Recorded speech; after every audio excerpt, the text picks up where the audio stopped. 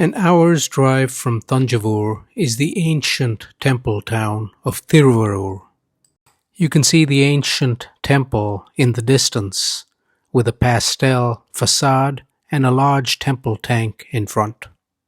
The granite structure for this temple was in fact first built by Aditya Chola around 890 CE, upgraded by later Chola kings, and may have been the inspiration for the grand Thanjavur temple itself.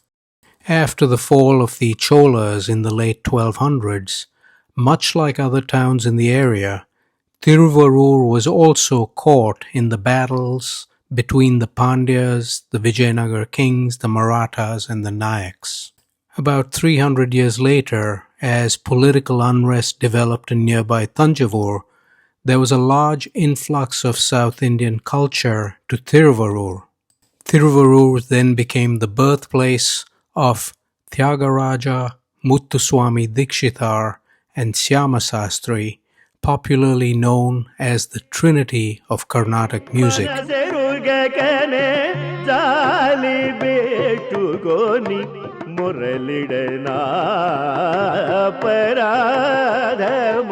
While Thyagaraja the musician has acquired saintly status due to the brilliance of his music, his compositions also refer to Lord Shiva as Thyagaraja, and the temple is now known as the Thyagaraja Swami Temple.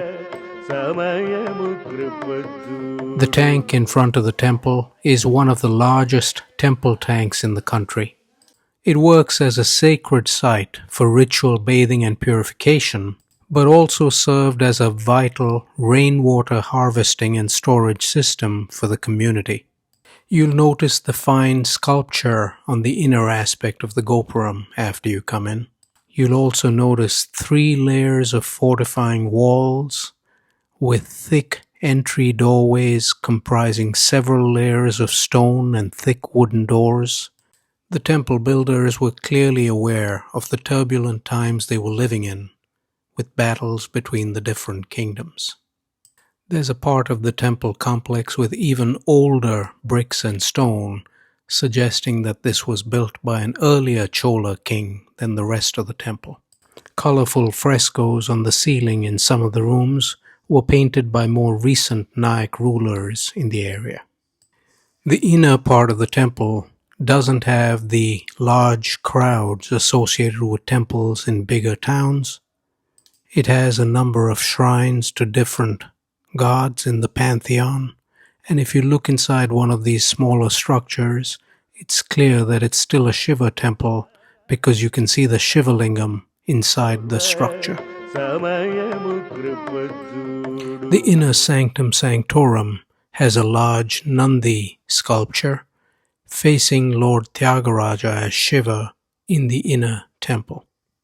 Also within the temple complex is a goshala or cow shelter, where the cows are lovingly cared for, and all dairy products used in the temple prayers are obtained from these cows from within the complex. The Thyagaraja Swami temple has the largest temple chariot in India. It's 96 feet tall, weighs 360 pounds, and is brought out and paraded along the 4 main streets surrounding the temple once a year for the Tamil month of Chitrai.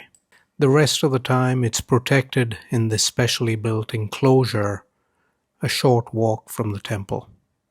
There's a government museum located in an ancient part of the temple, led by a very knowledgeable curator.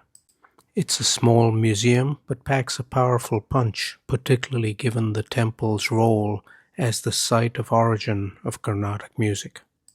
This may be the only physical specimen of a Makara veena. The Makara veena is a 19-string precursor to the Saraswati veena. It was mentioned in the Ramayana and is felt to be 2,000 years old. You'll also see an ancient Bari Nadaswaram. This is a 36-inch, 7-hole, dual-reeded instrument similar to the oboe used in temple religious music.